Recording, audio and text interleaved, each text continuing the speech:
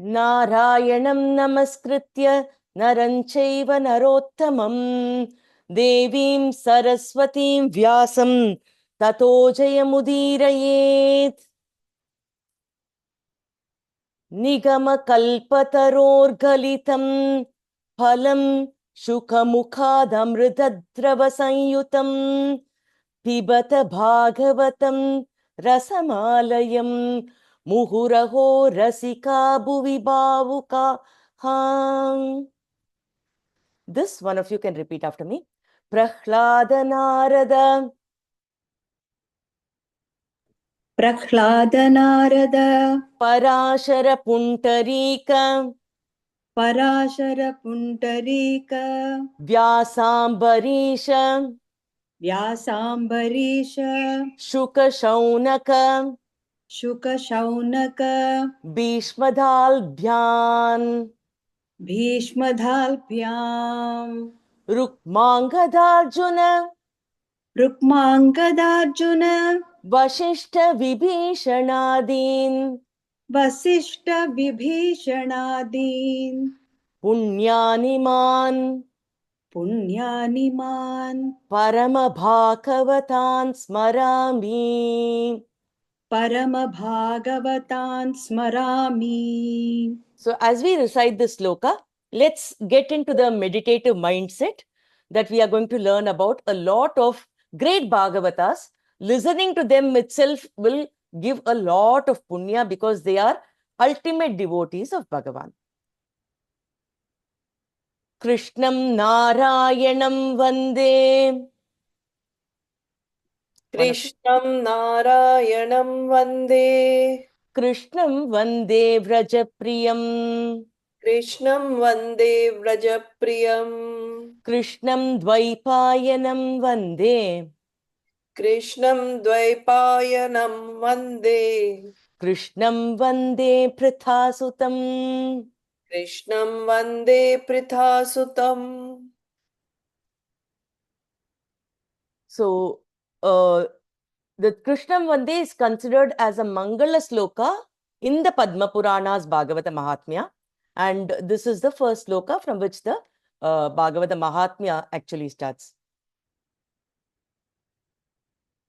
Satchidananda Rupaya Vishvotpatyadi Hetave Tapatraya Vinashaya Shree Krishnaya Vayam Numaha. So this is an actual namaskaras to Bhagavan Krishna.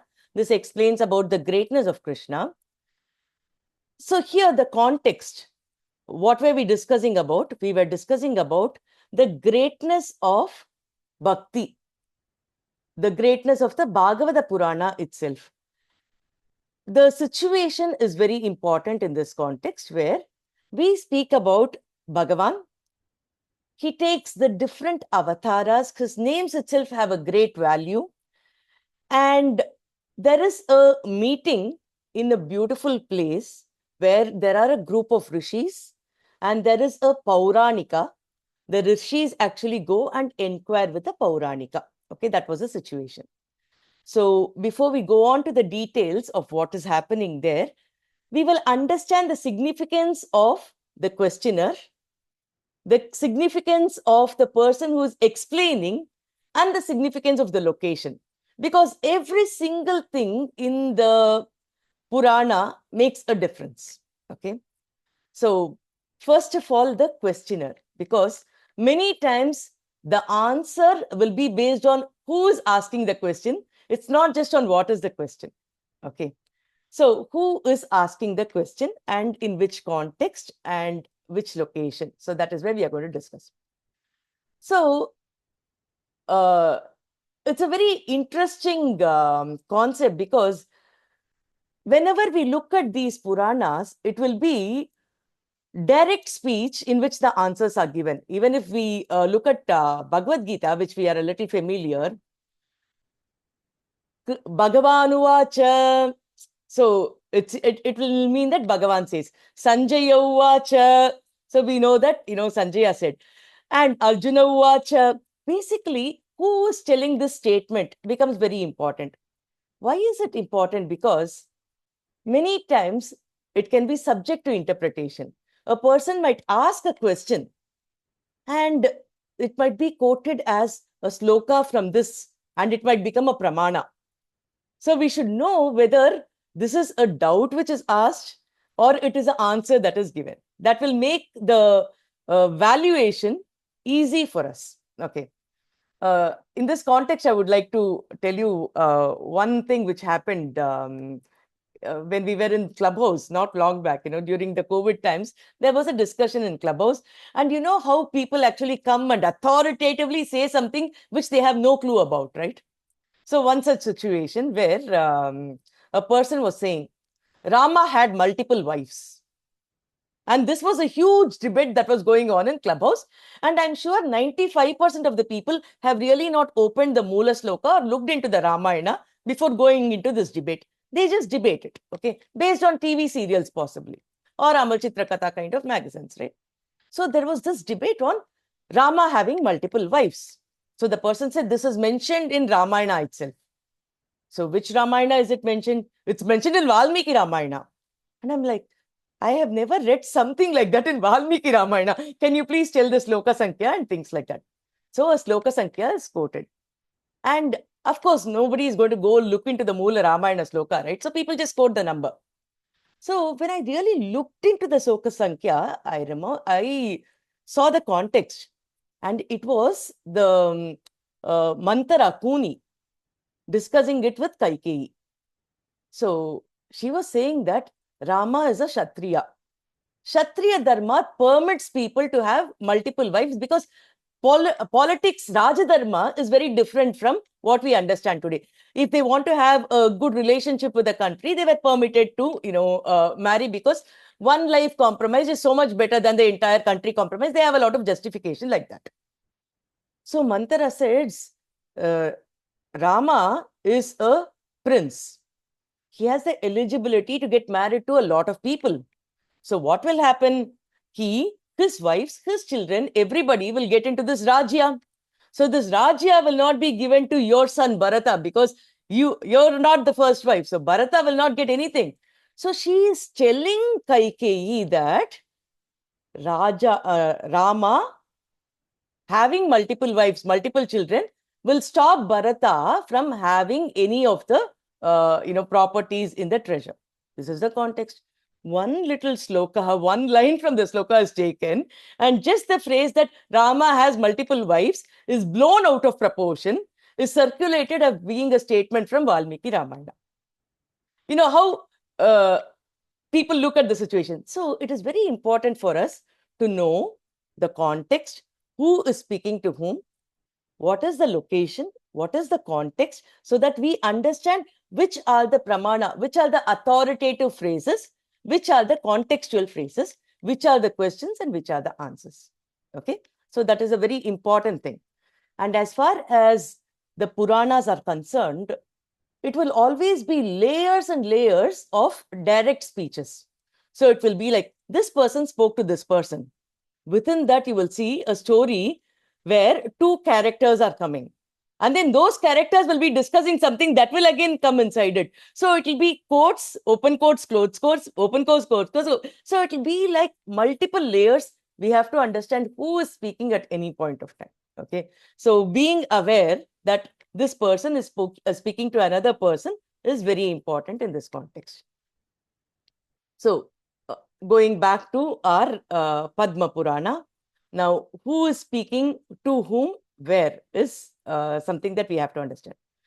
In the previous discussion, I said that this was a group of rishis who were speaking to the Pauranika, Suta Pauranika, correct?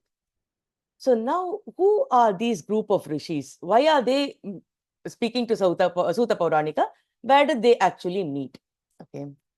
So here, the context is that Suta Pauranika is a person who was extremely known for his kind of storytelling.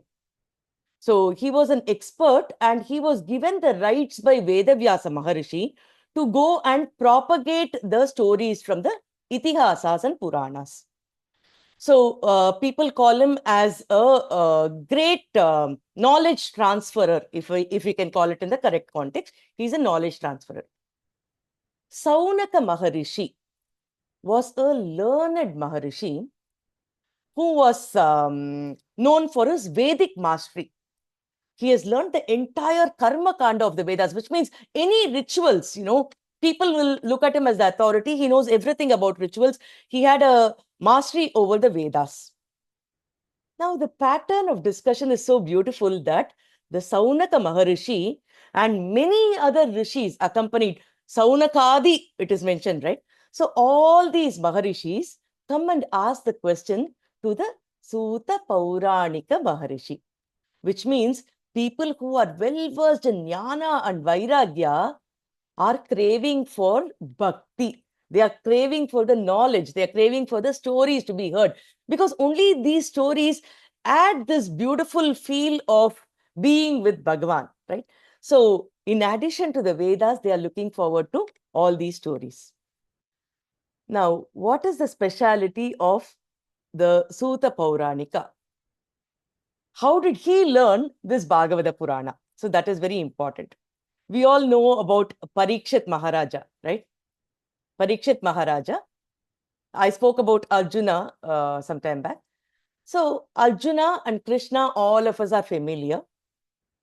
Arjuna had a son by name Abhimanyu. Abhimanyu was killed during the Kurukshetra war. His wife had conceived at that point of time. I will be dealing with the story at length with all the interpretations. Now it's just a storyline for us to place the context. So Uttara was pregnant. Abhimanyu was so angry with the Pandavas that he wanted to kill all the Pandavas, not just them. He wanted to ensure that there was no lineage left for the Pandavas. He was Dronacharya's son. Okay. Now, what does he do? He thinks that So Ashwatthama. Abhimanyu. Oh, no, Ashwatthama was Dronacharya's son. Abhimanyu was Arjuna's son. Okay. Abhimanyu was killed during the battle. Now, Ashwatthama wants to ensure that there is no lineage for Pandavas. So he initially thinks that he is killing the Pandavas. And after the war, when people think that the war is completed and they are retired for the day, usually even after sunset, the war is not supposed to continue. And after the 18 days after the war is completed, Ashwatthama attempts to kill all the Pandavas when they were sleeping. It so happened that Draupadi's children were sleeping in that place and they all died. His anger is still not subsided. He thinks that these children are dead, but there is one which is growing in Uttara's Garbha. I want to kill that also. So what he does is, he uses a targeted Brahmastra. Brahmastra can be compared to the nuclear weapon that we know today. So what happens is, Ashwatthama uses this nuclear weapon on the child which is yet to be born. And Uttara now feels a severe pain in her stomach. She does not know what to do. The only thing they all know is, Krishna, please protect us. So everybody calls out to Krishna to help them. Of course, when called, Krishna is going to help. So Krishna becomes the Chakra Rupi, the Gada Rupi, and that protects the womb of Uttara. But when the child is born, it is born like a coal, karikatta madri polmadava. It looks like a piece of coal when it is born. So they say that the child looks like this. So how is the child going to get life? So Krishna says, if I am a brahmachari, he does a sankalpa saying that if I'm a brahmachari, then let this child survive. All of us know that Krishna has Ashtamahishi. Krishna is not a brahmachari. We know that he also got married to many of the Narakasura's wives after protecting them. So how is he a brahmachari? That is where it is very important. Brahmachari does not mean bachelor as we know today. Brahmachari means at any given point of time who follows the brahmacharya vrata. There are so many rules. We will deal all that in detail when we come to the right context. So a person who lives by the rules provided at that point of time, whenever brahmacharyam has to be followed, Krishna has been following that. Whenever grihastha had to be followed, he's following that. He had completely detached himself from anything which happens there, right? So he was abiding by the brahmacharya vrata. So he says that if that is true, that I am a brahmachari, let the child be protected. And that is how Parikshit started his life. So Parikshit is a child who got his life because of Bhagavan Sri Krishna. And now Sukabrahma Rishi, who is the son of Vedavyasa Maharishi, is explaining this entire Bhagavata Purana to that Parikshit, who was protected by Krishna at his birth itself. Okay, so that is the context. So where is all the story coming Sorry, now? Guru. Who explains to Parikshit Maharaj? Sukabrahma Rishi, the son of Vedavyasa Maharishi. This has no connection to Shaunaka who talks That is to... what I'm going to tell now. Okay. So that is what I'm going to tell now. So how is this connected to the context where Sorry we to were? interrupt. Guru, Sukha is whose son, Guru? Vedavyasa Maharishi's son. Oh, okay. Direct son of Vedavyasa Maharishi. In fact, in many of the pictures, we will see him with a parrot kind of face, right? Shuka Mukha. Shuka means parrot. So because his learnings are so ingrained in him that he speaks it out just like a parrot would repeat the richness from the source. He's Shuka Brahma Rishi. Like a parrot, he repeats all what he learned from Vedavyasa Maharishi. And that is how we are supposed to be. We cannot tweak the truths the way we like. Whatever we learn, we are supposed to transfer it like that itself. That is right. Shuka Mukhat, Amritat Bhavasamidam. We learned just that now, right? So, Shuka Brahma Rishi is the son of Veda Vyasa Maharishi. But now, what is the context we are learning? We are learning that, it is a discussion between the Shaunakadis and the Suta Pauranika. What is this context? Where are we? How did all this knowledge come there? Now, when this knowledge transfer was happening between Sukabrahma Rishi and Parikshit, there was a great sage who was a disciple of Vedavyasa Maharishi. He happened to be there. He happened to be there in the same place where the Sukabrahma Rishi Parikshit discussion was happening, and he belongs to the Vyasa Parampara. His name is Loma Harsha. Loma Harsha was given the knowledge by Vedavyasa Maharishi itself. So he goes and requests the Sukabrahma Rishi, can I also be part of this? I'm really curious to learn about the Bhagavata Purana from your mouth. So he is permitted to sit there. Now, Loma Harsha Maharishi is a great knowledgeable person. He transfers his knowledge to his son. So see how even the context is not by chance. When a person is able to hear it, it is not by chance. It is destined. It is destiny. Unless we have our karma the right way, Bhagavatam is not available to us. So here, the Loma Harsha, who is in the Vyasa Parampara, hears everything from the Sukabrahma Rishi. This Loma Harsha's son is called Ugra Shravas.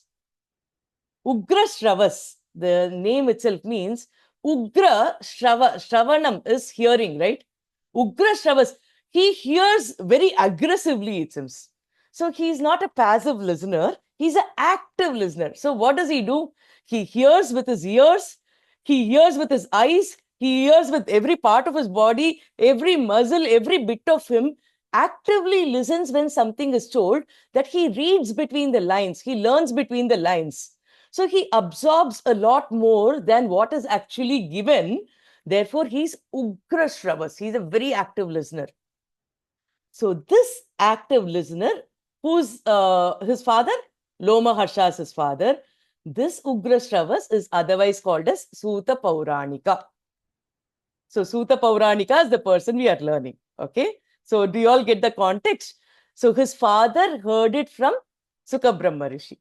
Okay. And he is Ugra Shravas, who's learnt it so much that every part of his body listens. He's known as Ugra Shravas. So whether we use the word Ugra Shravas or Suta Pauranika, we mean the same person. Okay. Now, because such a great person who is going to explain is there, will anybody miss this opportunity? Therefore, Saunakadi, though they have all the knowledge and Vairagya, they are asking him, can you please explain what? They're not even asking, explain Bhagavata Purana. That's not what they're asking. What are they asking? Give us something which is the essence of all your learnings, because you've learned so much. You are filled with knowledge. This knowledge is explained as Koti Surya. Usually knowledge is compared to brightness or light, right? So this brightness or light means that our ajnana is removed. A room is very dark. How long has it been dark? It is immaterial. Just have one light and the darkness is gone, right? Ajnanam nashayati deepaha. So deepa is considered as the thing which is equivalent to jnana. It is knowledge. So if the knowledge is vast, people say his knowledge is like the moon, because moon is brightness, cooling moon. If the knowledge is brighter than that, they say that the knowledge is like the sun, which gives knowledge to the moon itself. So the knowledge of our Sutta Pauranika is considered to be like the Koti Surya. He's filled with so much of knowledge and tejas that even the great Maharishis are asking him for knowledge transfer. So here, the knowledge transfer request is done. And usually people will not give important things unless it is asked for, because the value is lost, right? If I go and say, I want to tell this story, it's like, no, I'll ask you when I have time. But if people ask, can you please tell the story? Then they are interested, right? So it is not really told. So he is waiting. What do these people actually want? That is why the question comes first, the answer comes after that. It is not like Gopika Jivana Smaranam. No, he is waiting. Okay, what is the question you all are going to ask? So they are asking, Shreyasam yad bhavet Shreyaha. So we will revisit that sloka with all this context and then enjoy it. So what is the location in which this happens? It happens in a place called Naimisharanya. Naimisharanya. Nimisha means, it's a time taken for our eyes to blink. Aranya means forest.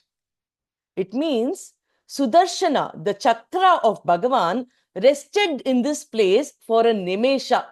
So the place is called as Naimisharanya. There are some places which are known as Naimisharanya depending on the context.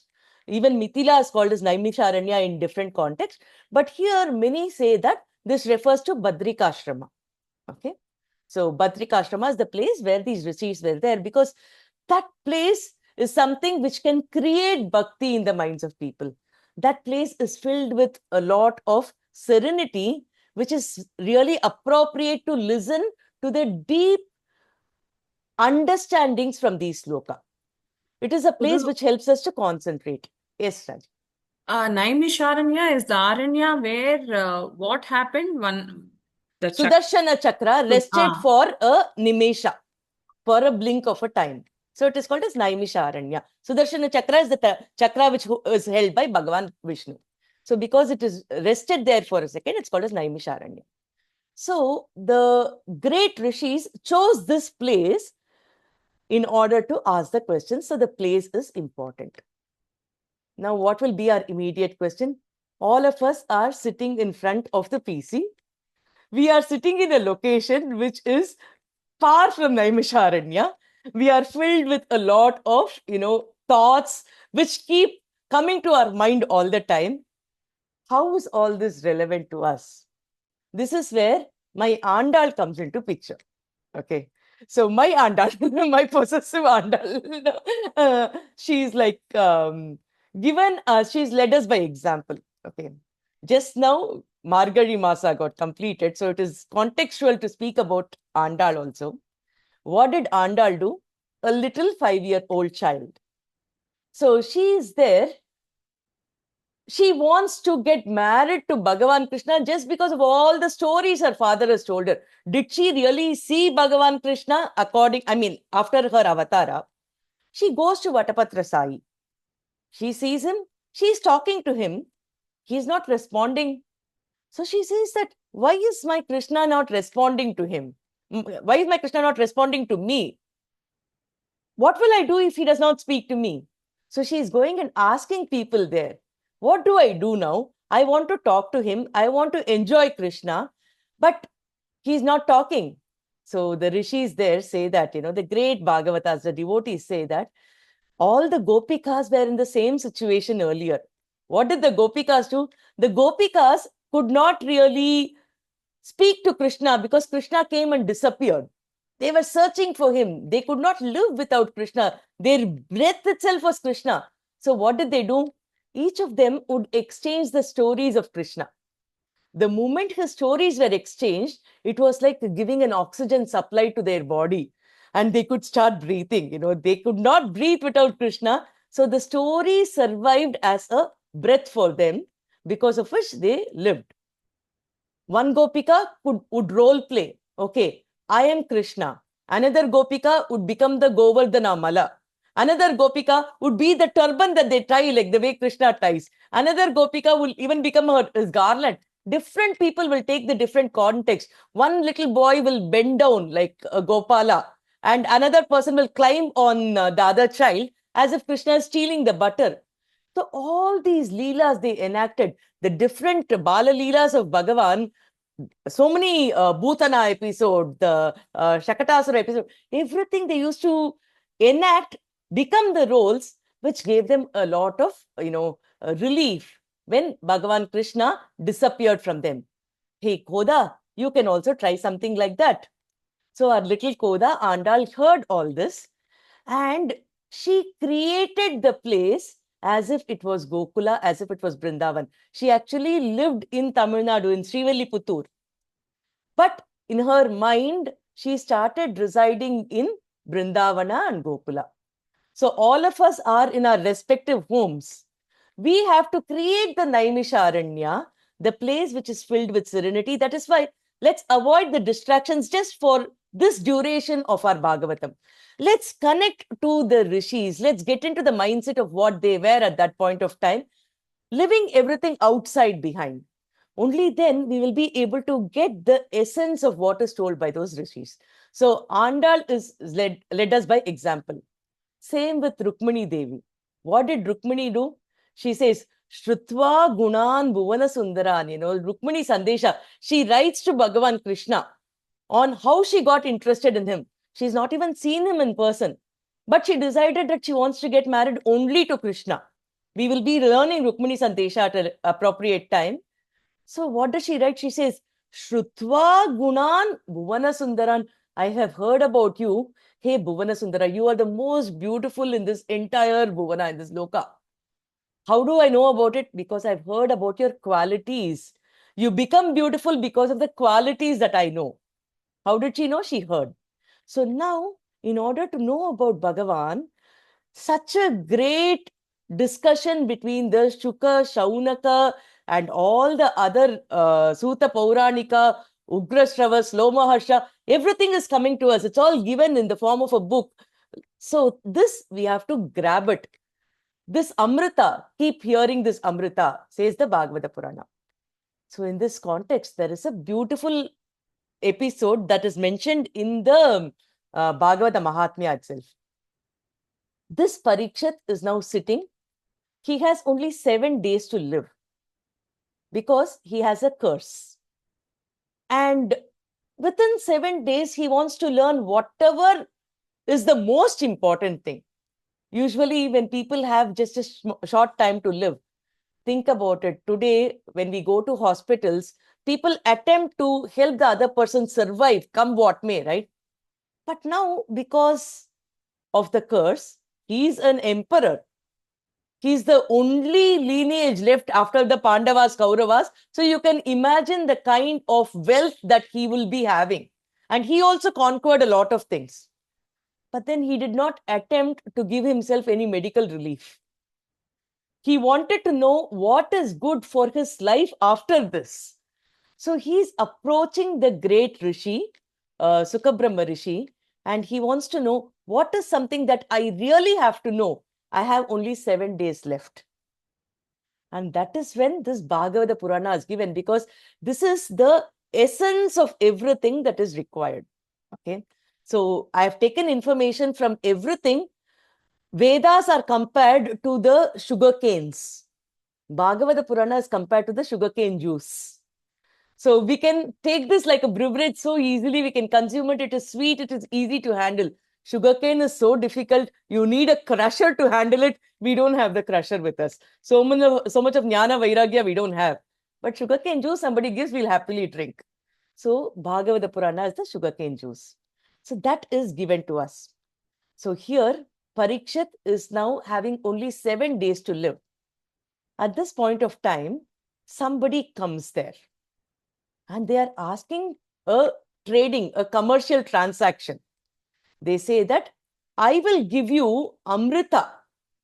If you have the Amrita, what is going to happen? You will not die. Amrita. Mrita means death. Amrita means something which will protect us from death. I will give you Amrita. You can give me Bhagavata Amrita. Okay, Bhagavata Amrita, you give, so it is like a barter system. So I give you a pot of Amrita, but what should you give me in return? You give me the Bhagavata Amrita. So here, who are sitting? Sukabrahma Rishi is sitting, and our Parikshit Maharaja, who has only 7 days to live, is sitting there. They are just going to start the Bhagavata Purana.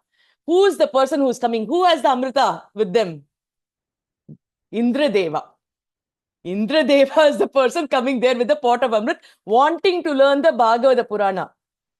Now, Sukabrahma Rishi looks at Indradeva, and the sloka in Padma Purana says, this is like wanting to exchange the actual precious beads to the worthless glass beads. So it's like you're giving me glass beads and you want the original bead. So he smiles at him and he says, all these commercial transactions will not work for Bhagavata Purana. You cannot give me something thinking that you're going to compensate and in turn receive Bhagavata Purana. The only thing for which Bhagavatam can be given is for bhakti. Unless you're craving for bhakti, I want bhakti some way, somehow. I want this knowledge. Only then you're eligible for Bhagavata Purana. Giving this Amrita will not give you anything. Now, what about Parikshit? He could have been curious, right? Because he has only 7 days to live. If he extends his life, he can do a lot of things. Does he want to exchange? At least Sukabrahma Rishi looked at him and smiled, saying that you're rejected. Parikshit did not even hear him out. He is so engrossed in what Sukabrahma Rishi is going to say that he did not even pay heed to what Indradeva had to offer. So, this Bhagavata Purana was denied to Indradeva, was given to Parikshit by Sukabrahma Rishi. This is mentioned in our Padma Purana's Bhagavata Mahatmyam. So, Devanam api durlabam Srimad Bhagavatamritam is mentioned. So, that is the greatest of Bhagavatamritam. Okay. So, here as we continue, what is going to happen? It was denied to Deva, to all the Devas and the Indradeva, but now the discussion happens between the Saunakadi Maharishis, right, and the Suta Pauranika. That was the sloka in which we were discussing. So, did Bhagavata Purana come to them? Let us see the context here. What are they asking? Shreyasam yad bhavet shreyah pavananam cha pavanam. Their question itself says, you have to give us which is the purest among everything that is pure. Pavananam cha pavanam. You know, that is, there is nothing beyond this which can be pure. So that is something that we want. That should add shreyas to us. Shreyasanam yad bhavet shreyam. So give us something which is going to help us enhance our shreyas, which is going to be purest of the pure. So they are not even naming what they want to learn because they know that this person is a source of knowledge. I don't want to say, teach me this subject, this topic or anything like that. Give us what you think is appropriate for us. That is their question. And then the most important thing is Krishna Prapti Karam. With this, you know, we want to attain Bhagavan Sri Krishna. So, because that is the permanent thing. Everything else is fleeting. Today, someone is rich. In our own eyes, we see that richness is gone. Today, somebody is healthy. Health just goes off. With COVID, we were seeing that pratyaksham, right? We could see all that directly. So all the material things which the Chintamani can give can be fleeting. But the Krishna Prapti is permanent. So give us something which is permanently pure. So our Suta Pauranika now understands that they are so genuine. They really want to understand. They want the essence. So he decides that, okay, to this kind of people, I'm going to give the great Bhagavata Purana. So Bhaktyor the Vardhanam, all of you have devotion. But what is going to enhance your devotion? What I'm going to tell you. The stories which you keep hearing will enhance your devotion. Krishna Santosha Hetukam. This is going to give happiness. The Bhagavata Purana will itself become a purpose. Why? A reason for Krishna to be happy. Making Krishna happy, what can we do? Patram Pushpam Palam Toyam, he says. Even to give him Patram or Pushpam, we depend on him. Without him, where can we get the Pushpam? Without him, where can we get the Palam? During COVID, even the flowers was not easy to get. Getting water was difficult. Even tissue papers was difficult, right? People fought for tissue papers. So only with Bhagavan's blessings, all these are available to us. Just money cannot buy everything. So whatever will give happiness to Krishna, whatever will enhance your bhakti, I am going to give you that. So listen with utmost attention. Why do you need this? So he says, whatever we see in the materialistic things, what is going to happen is we have one thing. Are we happy with that? We are happy with that for a short duration till something else comes.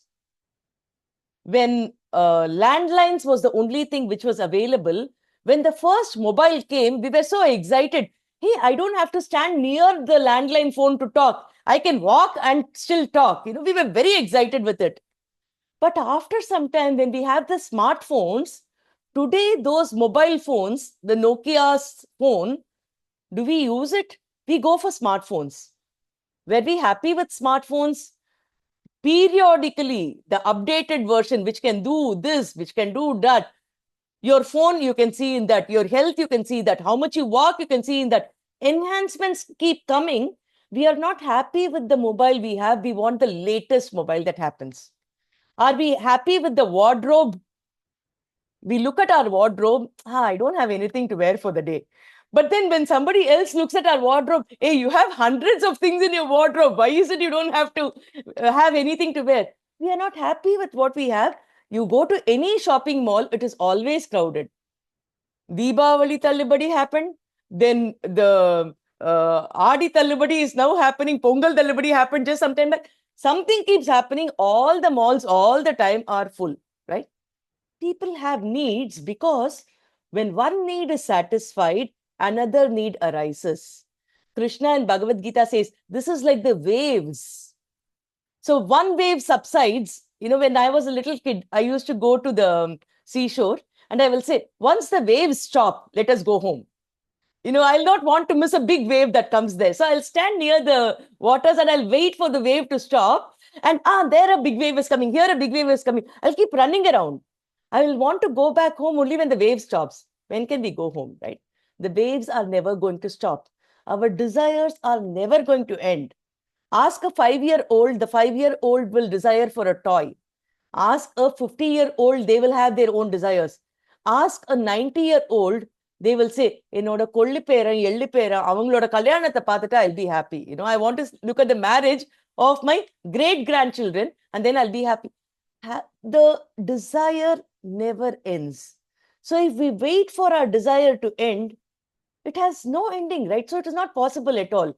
So our mind can never be pure when all our desires are so hyperactive because our indriyas are triggered by this.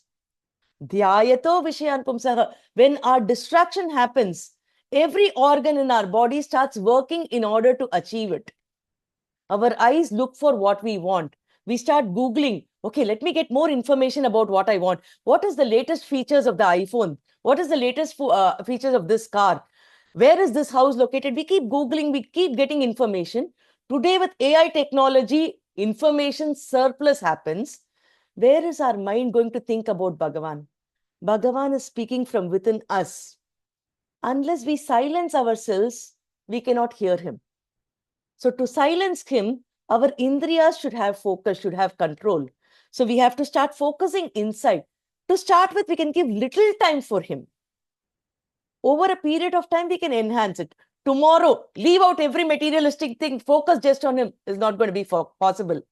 But at least that inclination that I have to focus on the inner words that Bhagavan says should come, right? At some point in life. So leaving alone all the external things, focusing on what Bhagavan is telling us will give us a lot of answers to our issues. So here they are focusing on that inner thought, and our Sukabrahma Rishi, our Suta Pauranika Maharishi says, etad etasmataram param kinchin manas shuddaihi na vidyate. So aparam, beyond this, etad, this Bhagavatam, whatever I'm going to give you now, to create the purity of your mind, nothing is possible. This is going to help you with the purity of your mind. Janmantare bhaved dityam tada Bhagavatam labet. So only with a lot of punya which we've accumulated over a period of time, this I think I explained in the previous session, only then the Bhagavata Purana is available to you. Without this, the purity of mind is not possible. Now, how does this purity of mind happen because of the Bhagavata Purana? This is a very interesting story which I heard in Samskrita Bharati. Let me explain that. There is this little boy who is studying in a Gurukula. In Gurukula, typically the teachers give different tasks to different students. The students go and do whatever is told by the teachers. Now, what happens is this little child was asked to go and bring water. He had to come bring the water to the Gurukula. So the child goes, he sees his container in which he has to bring the water. So something like a bucket, let us assume it's a bucket because that's what we all are aware now. So he takes a bucket to go and fill some water from the riverside. But the bucket has a hole. So what happens? When the child goes and brings the water, most of the water falls on the path. He comes and he does not see much water for the Gurukula. So his number of trips keeps increasing. So he does it once, he does it twice. After some time, he's actually very tired because I keep bringing water, but what happens is it's of no benefit. So he hesitantly goes and tells the Guru, can you please change this container because the container has a hole? Guru says, no, you please continue what you're doing a good job. So the child is upset. The Guru is not giving me a new container, but then he has to do what the Guru is asking him to do. So he goes and continues this task. But after some time, he starts crying. All my work has no reason at all. There's no water remaining. I just keep walking up and down, but for no benefit. Many of us feel this, right? We do some task. If we do not see the results, we are very upset that we do not see the results.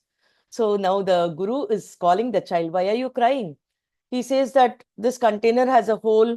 I requested you for another pot, but you asked me to do it with this. But see, there is no benefit. Now the Guru takes the child on a walk. He says, every day you brought your container this way, right?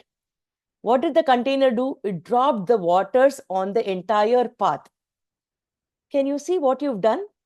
Now the child notices that a lot of plants have come. Some of the plants have these fragrant flowers in them. So Guru says, your work was not fruitful. Your work is what has resulted in these plants which are flowering now. Now the child is very happy. He's smiling. Oh, really, Guru?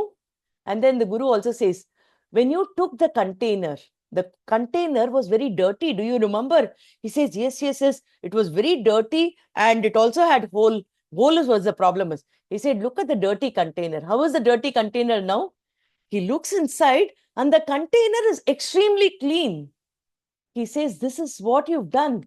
Even without your knowledge, by repeatedly filling in water, the container has become clean and the path is also started giving fragrant flowers with blooming flowers. The plant is so beautiful. So this is a lesson for all of us. How does listening to Bhagavatam help us? internally, when we keep listening to the slokas over and over again, the container, we might forget certain things. Today I was telling so many names. I spoke about Ugra Shravas, Lomaharsha, Suta Pauranika, Shuka Brahma Rishi, Ashwatthama, Abhimanyu, so many things. You may not remember it, but then listening to it, like the water container, is going to internally purify us. It's going to transform us.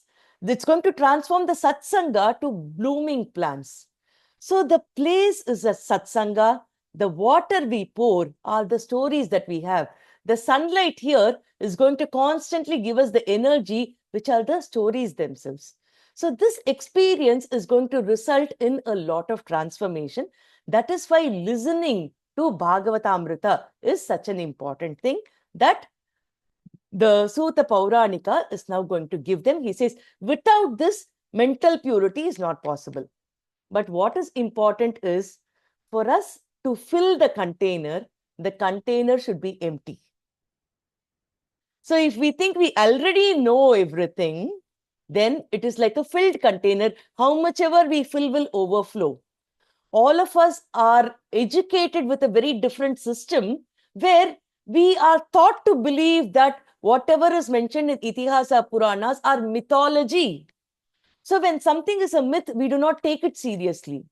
But now looking at Bhagavata Purana, Bhagavata Mahatmyam, this is a completely different way of learning things, which is going to give us internal transformation. So to understand this, we first have to get into their mindset. The first requirement.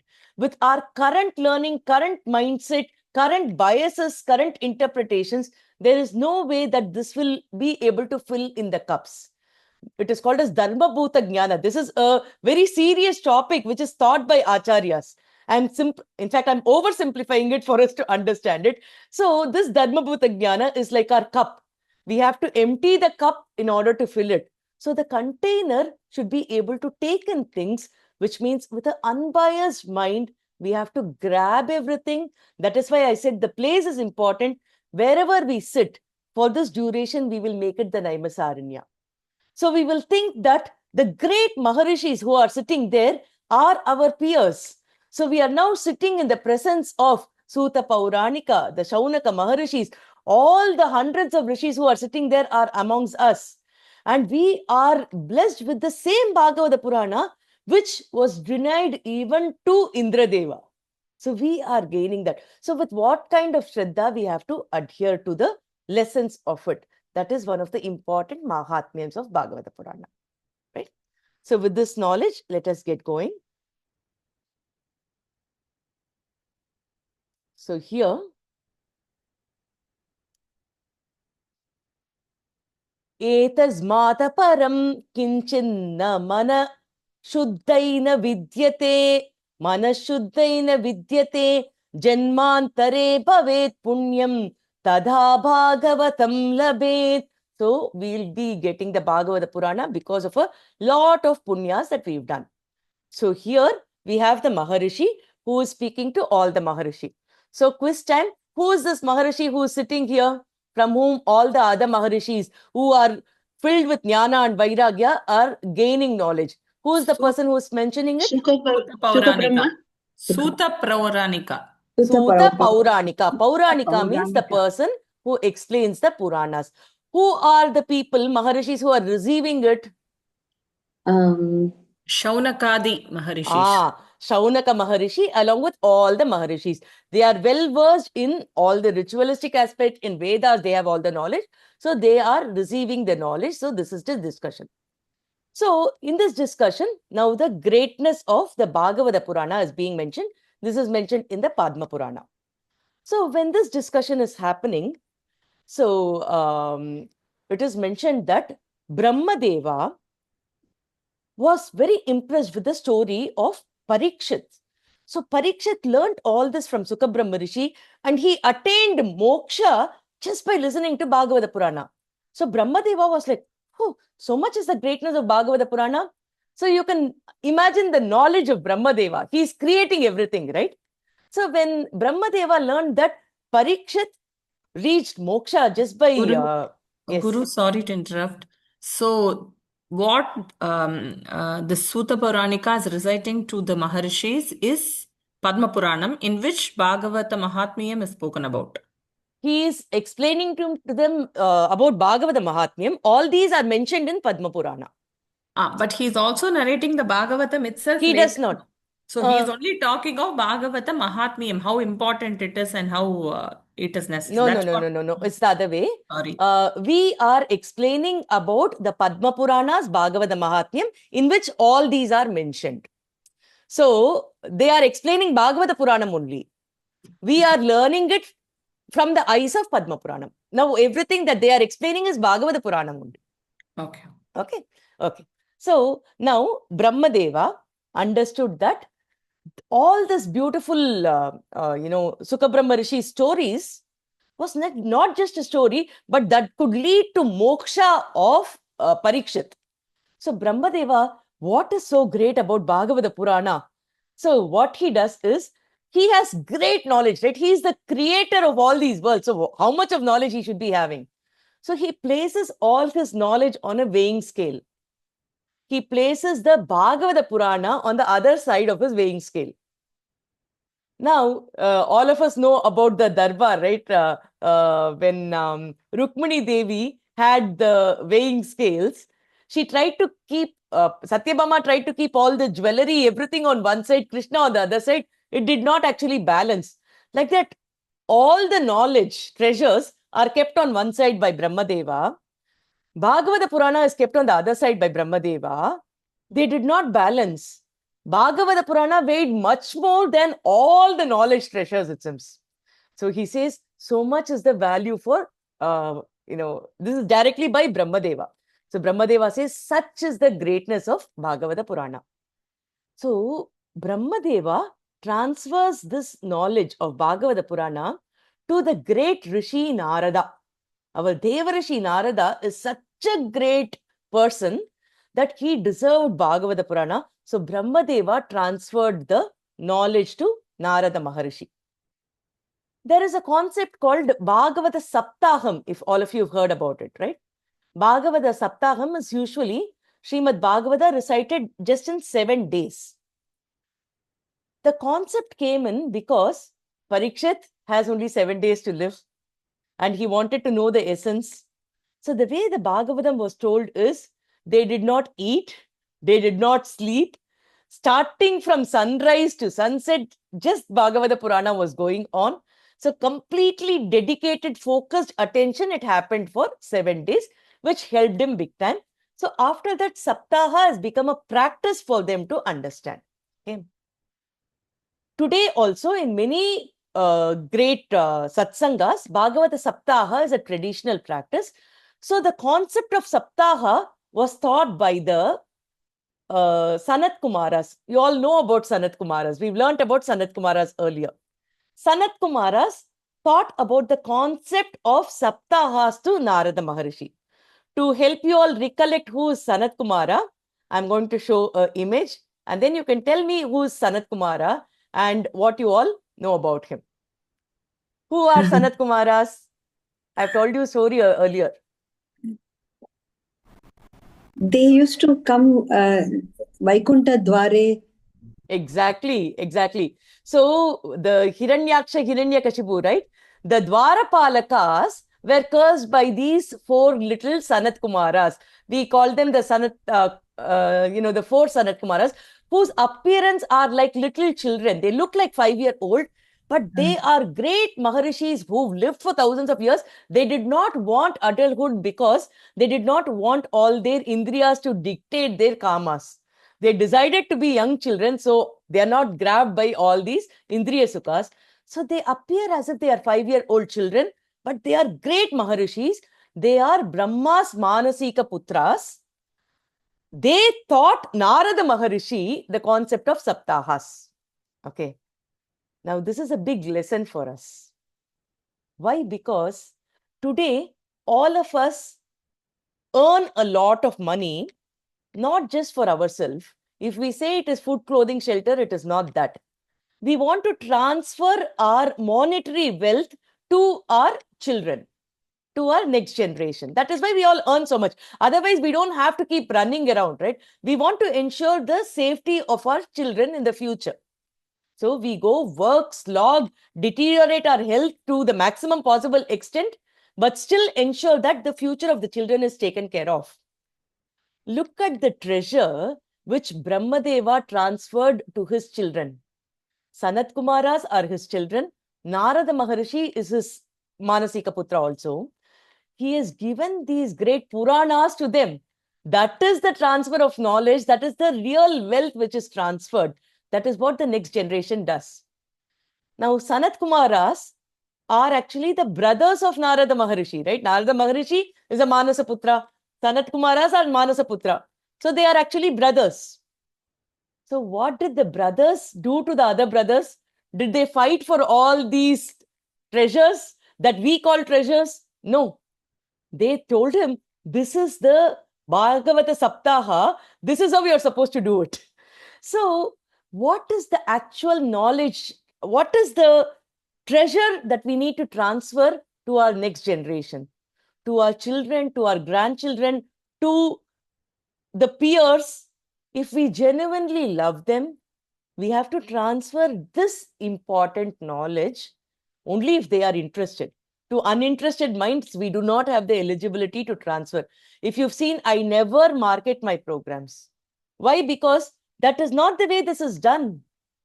We should never take money for spiritual things, because then the spirituality itself is gone. All these are the kramas that is mentioned, and in this itself, people, we will explain what Narada Maharishi says, what all is going to happen in Kali Yuga. Very soon we will discuss that.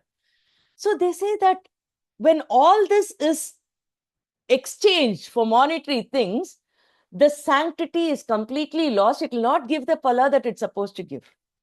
So we have to ensure that we do not go behind people who exchange this for money. We should not give them this unless they are interested in it.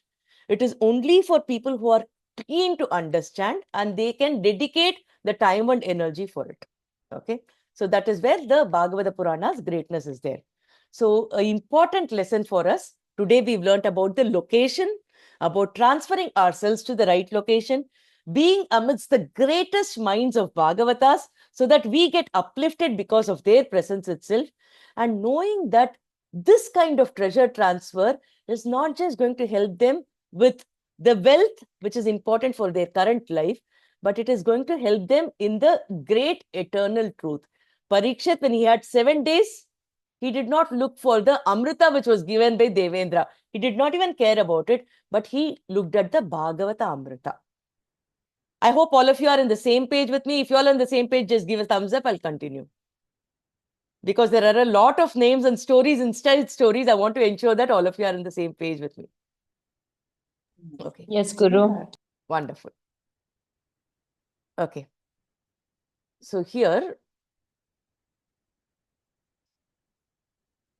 so in Bhagavatam, Menire Bhagavadrupam, Brahmadeva, I said, try to evaluate Bhagavata Purana on one side and all the other knowledge sources he had on the other side. And then what did Brahmadeva conclude, the Chaturmukha Brahma? He said, Menire Bhagavadrupam Shastram Bhagavatam Kalau. In Kali Yuga, the Shastra which is most important is Bhagavata Purana, because it is the entire Bhagavad Rupa. In Rukmani's evaluation, like when she had all the jewelry given by Satyabhama, entire treasure trove in Dwaraka on one side, Bhagavan Shree Krishna on the other side, Bhagavan Shree Krishna weighed heavier than everything else, right? Here what happened? Bhagavata Purana weighs heavier than all the other knowledge. So Bhagavata Purana is Bhagavad Rupam, concludes Brahmadeva. So Bhagavata is not different from Bhagavan's Rupa. So anything that we learn in Bhagavatam is Bhagavad Rupam. Patanat Shravanat Sadhyo Vaikunta Paladayakam. By reading it, by listening to it, this will give us Vaikunta Loka if we heard and learnt properly, says Bhagavan. So says Bhagavan, Chaturmukha Brahma. Okay. So here the entire Bhagavata Purana is considered as the Sharira of Bhagavan. Entire Krishna itself is Bhagavata Rupam, it says. So, for us to look at the source slokas now and then is very important, because I can keep telling stories. It's easier for me also. But we have to keep touching on the slokas, because that sloka is what was actually transferred. So even if we learn one sloka, two slokas, it is some part of Bhagavan. So do we feel bad if we are one eyelash of Bhagavan? Are we going to feel bad if it's one small, dot in the face of Bhagavan? No. So this entire Bhagavatam, the 18,000 slokas, is Bhagavat Swarupa. Bhagavan is Bhagavatam, means any single dot in his body is again part of Bhagavan. So we will at least get to know that. That is going to be our effort. 18,000 slokas is not possible, because for 70 slokas we took 1.5 years, right, in Venkatesha Suprabhatam. So 18,000 slokas, I don't know. So we will at least look at some slokas, important slokas here and there, and that is our effort. But that is actually some part of Bhagavan. We will understand that, right? So now what is happening is Narada Maharishi is taught about the Saptaha concept, that this entire Bhagavata Purana, these are the chapters to be done on the first day, these are the chapters to be second days. What are the niyamas that we have to follow when we are learning the Bhagavata Puranas? This is how it is supposed to be done. A lot of rules, regulations are mentioned. So we will be touching on some aspects of it which are practical for us as we progress. We will not make ourselves guilty of not doing a few things. So we'll be nice to ourselves also. So we will learn certain parts of that as we progress. Okay. Now, Narada Maharishi is there. He is looking very sad. The Sanat Kumaras are looking at Narada Maharishi, because Narada Maharishi is usually known for his stages, his brilliance. He recites Bhagavan Nama. He has nothing to be worried about at all. So, seeing Narada Maharishi sad is a very surprising thing. What can make a person of Narada's caliber look so upset? So they are asking Narada Maharishi, what is making you sad? You can let us know. We will tell you, if there is a solution. So Narada Maharishi says, Aham tu prithivim yato nyata nyatva sarvottamamitim pushkaram cha prayagam cha kashim godavarim tatha harikshetram kurukshetram shrirangasetu bandhanam evamadishu tirteshu brahmamana itastataha. Narada Maharishi says, I went to Prithvi. Narada Maharishi keeps traveling to all the 3 lokas all the time, right? Because he's a Maharishi who does not stay in one place. He goes everywhere and he propagates the knowledge of Bhagavan. So he says, I went to Prithvi. He came to this Bhumi. So this is Sarvottama, because this is where people can practice bhakti. So where did I go? I went to Pushkaram. I went to Prayaga. I went to Kashi. I went to Godavari. So he speaks about so many places which are known for Tirtha Yatra. Harikshetram, Kurukshetram, Srirangam, Setu Bandhanam. So I went to all these places. I was going around. But then I noticed something very surprising. All of you listen to what I noticed.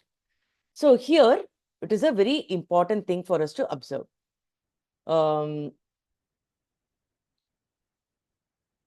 Now, Narada Maharishi comes to Prithvi. He is mentioning a few locations. What is the significance of these locations? Why is Narada Maharishi mentioning these locations? What is the importance? Why is he specifically going to these locations? Is something that we have to think about. So he says that he has gone to different locations for different reasons. He says Pushkaram. Pushkaram is a place which is known for all the yajnas, yagas, where the Vedic rituals happen.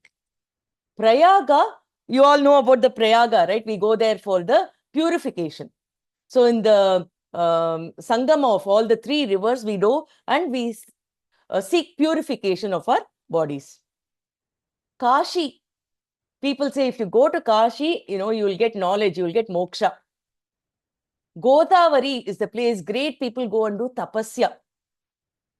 Kurukshetra, we know. Dharmakshetre, Kurukshetre, Samaveda, Yuyutsavaha. Kurukshetra is known for Dharma.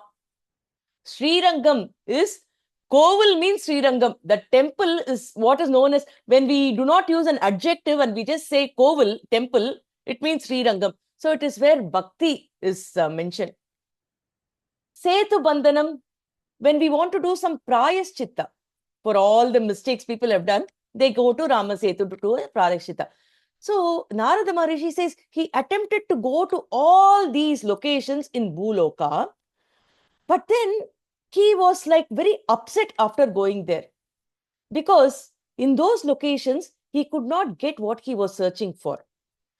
So these tirthas alone do not give us bhakti. Bhakti is weak in these places. He goes to all the spiritual place, but Narada Maharishi wants bhakti, right? He's not able to find bhakti in all these locations. So he says that dharma is tied. People start transacting bhakti. That is not how bhakti is done. Just because of the different status, they think they can go and worship Bhagavan. That is not how it is done. So the temples exist, but bhakti is not exist. Vedas are recited, but the Sara, the essence of the Vedas is lost. So Narada Maharishi says that Tirtha is not giving bhakti, the rituals are not giving bhakti. People do tarka, they do discussions, but it is all pointless discussions. So I'm not finding happiness everywhere. This is very upsetting. He says, so listen to what I underwent when I went to all these places. So after going all these places, I wanted to actually return. But before returning, I decided I will go to Vrindavan. So I'll go to Vrindavan and then I will leave Bhuloka and go back to other locations. So he said, the moment I went to Vrindavan, I noticed something which was astonishing for me. Okay. So what was so astonishing? People are now curious. What can be so surprising for Narada Maharishi?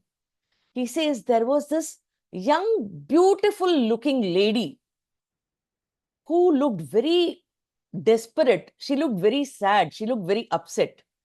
And she had two extremely old men who were lying down. They were having, difficulty even in breathing. They were just surviving. They were unconscious.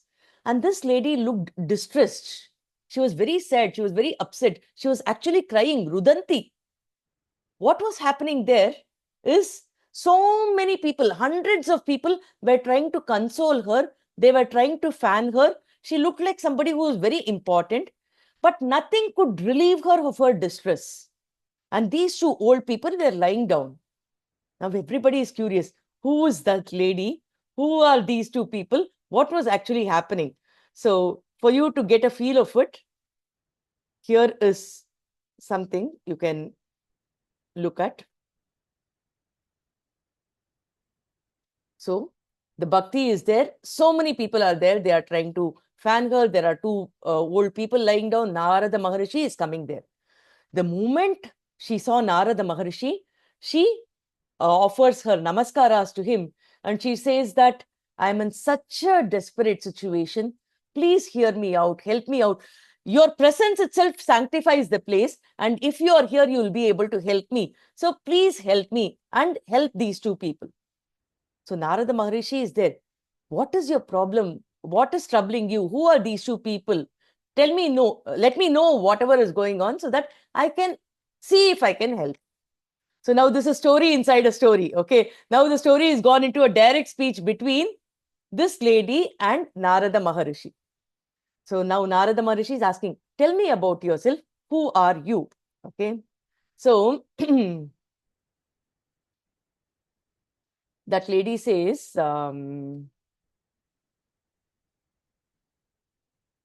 my name is Bhakti. These two people who you see are Jnana and Vairagya. They are my children. They grew old. In fact, I also was in this situation only. I grew old because wherever we went to different locations. But different locations did not treat us properly, because of which we lost all our health. We became tired. We could not be recognized at all. But the moment I came to Brindavana, I became young. I don't know what happened to me. I became young. But these two people, they are now breathing, but then they have not recovered fully. I don't know what has happened. So only you can help us achieve what we want to achieve. Okay. So how a story gets transferred into a concept. That is something Bhagavata Purana does that. A lady, two old men, that is what is mentioned. But that lady is actually Bhakti. She introduces herself as Bhakti. The two children are Jnana and Vairagya, which means Bhakti gives birth to Jnana and Vairagya. This is the subtle information. When we have deep Bhakti, Bhakti leads us to Jnana and Vairagya. Brindavana, the moment she came to Brindavana, she became younger, which means Brindavana is a place where Bhakti dances.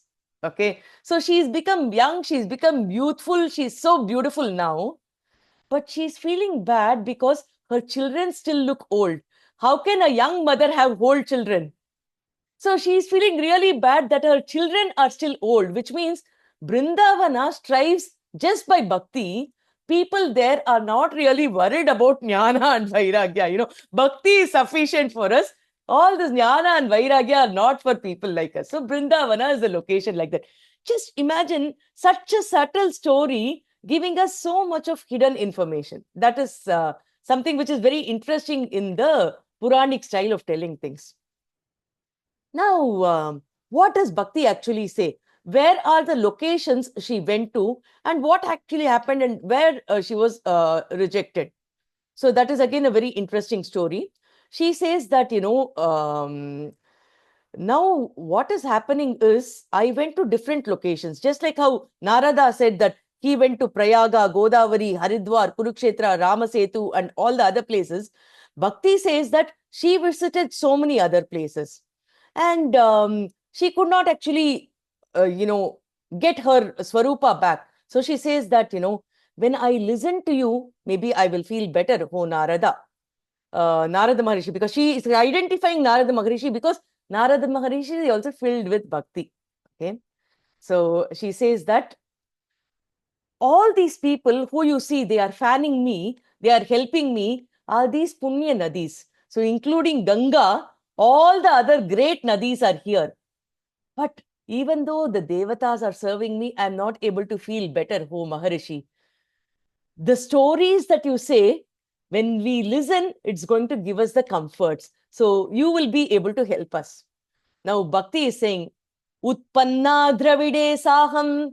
I was, raised in Dravida. Dravida is Tamil Nadu. Bhakti was actually born in Dravida. Our location is where Bhakti actually was born. Tamil Nadu, Dravida Desha is where Bhakti was born. Dravida Deshe Utpanna, she says, grew up in Karnataka. A lot of great sages actually were so devoted. In Karnataka, I grew up. And in Maharashtra, my growth completely happened between Karnataka and Maharashtra. I grew old in Gujarat. Gurjara is what is mentioned. So, Saham Vriddhim Karnatake Gata. This is the 48th sloka. Once you download, you can look at it.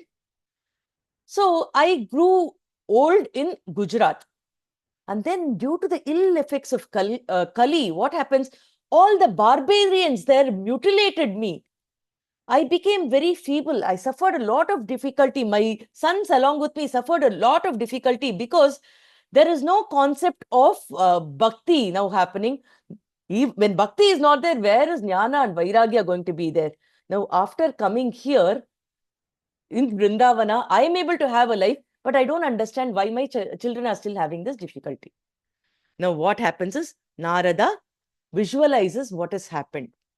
Very interesting story now comes there, where Narada Maharishi says, what has happened? You are in Kali Yuga. Parikshit Raja, we were mentioning about Parikshit Raja, right? Krishna gave life to Parikshit Raja. So this is a small example which is mentioned in Upanyasas when they speak about the effects of Kali. Yudhishthira was ruling the entire empire. He was the emperor at that point of time. Krishna was also there, living at that point of time physically. So there was a case which came to Yudhishthira's court. There were two brothers, and the two brothers came to Yudhishthira's court and they were fighting. They were fighting over a pot of silver. Now, what was this pot of silver? It was like one brother's property which was leased to another brother. So what was the discussion? This was before Kali Yuga was born, towards the end of Dwapara Yuga. So the brother is saying, I have already leased this place to my other brother. So if he gets this property, the property should be to the person who has leased it. So the property does not belong to the owner. It belongs to the person who has leased it. So he is supposed to take it. Now the brother who has actually leased it says, no, he's owner of the property. So this silver should actually belong to him. So the two brothers are fighting, saying that the property is not their property. It is their other brother's property. Okay, do you all understand the situation? This is the end of Dwapara Yuga. Two brothers come to Yudhishthira Maharaja's court over a pot of silver. Now, what is their issue?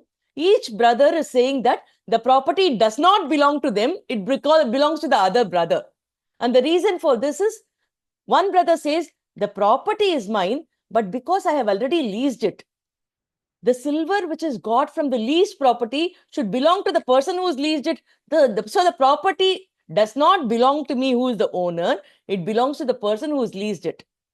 But then the person who has leased it says, no, I've just leased it. It's temporary. The treasure should actually belong to the owner. So the property is actually his. I cannot take what does not belong to me. So the fight between them is to say that the property does not belong to them. So this is what is happening during the end of Dwapara Yuga. Now what happens?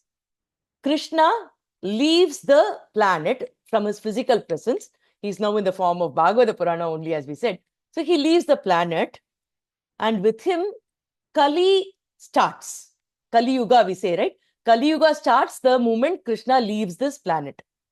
Dwapara Yuga completes. Now, after some time, same two brothers come to Yudhishthira Maharaja's court. Now, both of them are fighting. This time, the pot of silver is still in Yudhishthira Maharaja's court because they could not find a solution. Court cases, looks from that time itself, will take several years to solve, right? So the pot of silver is still there in the court. But now the fight is that the pot belongs to me.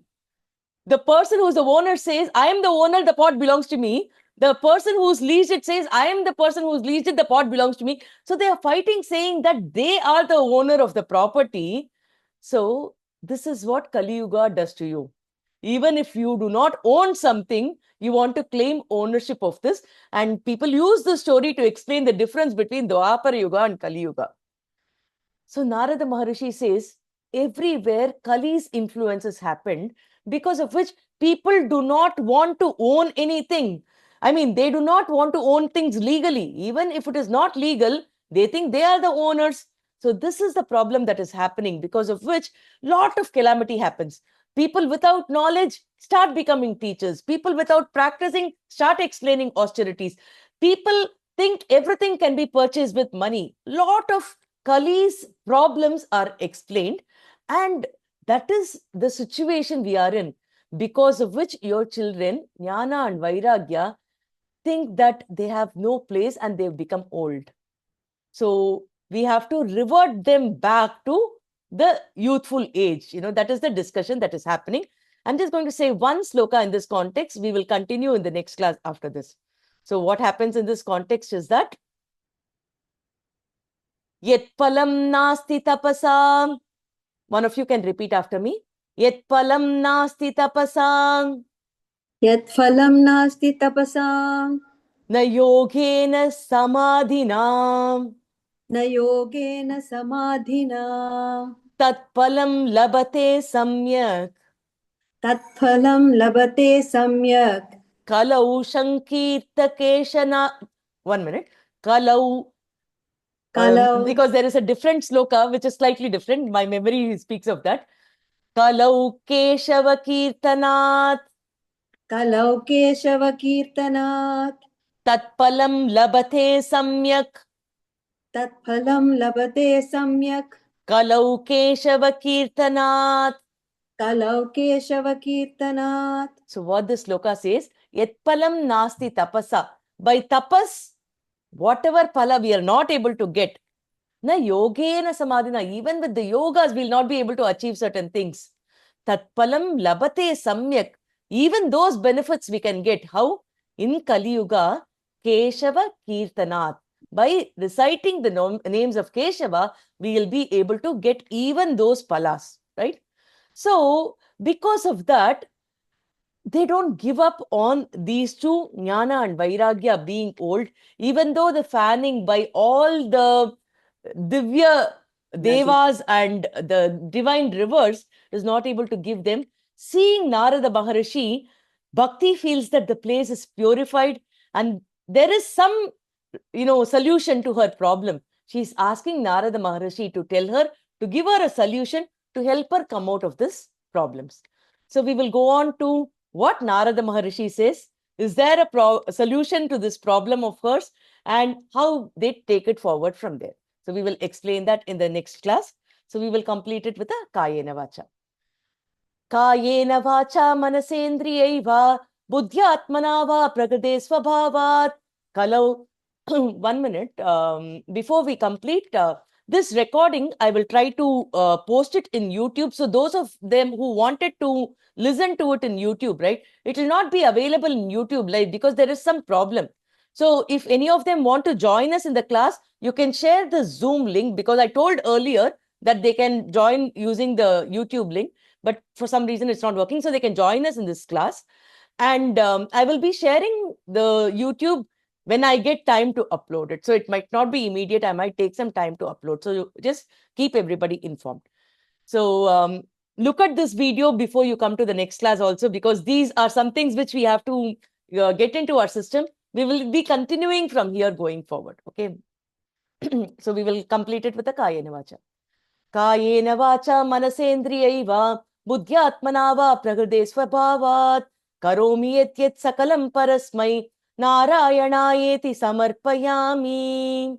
Achyutaya Namaha Anantaya Namaha Govindaya Namaha Sarvam Shree Krishna Arpanamastu.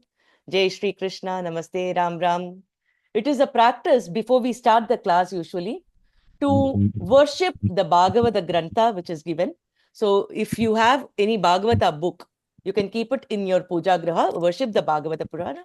Once it is completed, you again worship it and then conclude it. It is a practice. Also, the great seers who've given the Bhagavata Purana, today we spoke about Sukha, Saunaka, the Ugrashavas, all these Bhagavatas, we worship them also before and after we conclude the recitation of every Purana. This has been a paramparik practice, so let us also try and abide by it. Jai Shri Krishna, Namaste, Ram Ram. Ram Ram Guru. Jai Shri Krishna. Dhanyavadaha, Jai Jai Shri Shri Krishna, Krishna. Ram Ram. Jai Shri Dhanyavad Krishna. Guruji. Jai Shri Krishna. Ram Ram. Jai Shri Krishna. Thank you, Guru. Lot of Thank take. you. Thank you. Thank Dhanyavadaha, you so much, Namaste. Guru. Thank you so much. Thank Thank you, you. Guru. Thank you, Dhanyavada, Guru. Guru. Thank you, Guruji. Dhanyavadaha, Namaste. Thank you. Namaste.